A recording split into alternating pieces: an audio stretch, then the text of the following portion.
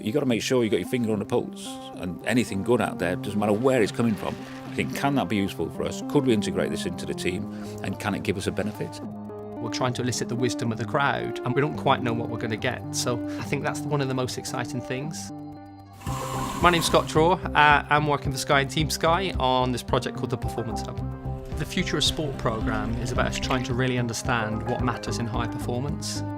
The process is built on the quality of narrative and the quality of storytelling. It's about, in the moment, what really made a difference to you.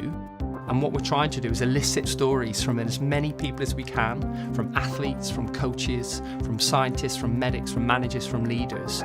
So we get a really good insight in terms of what actually really mattered in terms of that performance at that moment in time. And by better understanding that, we can create infrastructures and processes so people get the best opportunity to be the best they can. That's brilliant. So this is just a demonstration of how we capture the narrative about what really mattered to you. Your story goes here, you can write it, you can voice record it, you could video record yourself to capture it. And we get into the classification of what that story meant. This method of classification has got 3 different responses, and you decide using this center button about where the balance of that story was. Now, once you've captured all of those stories, what does the whole outcome look like?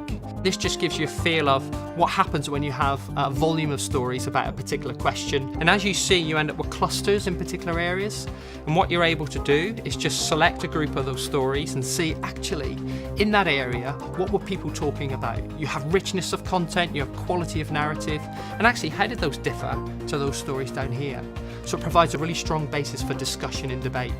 In this phase of the project, we're just focused on high performance sport. I think we'll learn from that experience, and we then want to expand that across other domains. So how does that relate to the world of music, to arts, to broadcasting and media when we particularly look at Sky? And how will this help people think about how everybody can be a high performer in their sort of domain?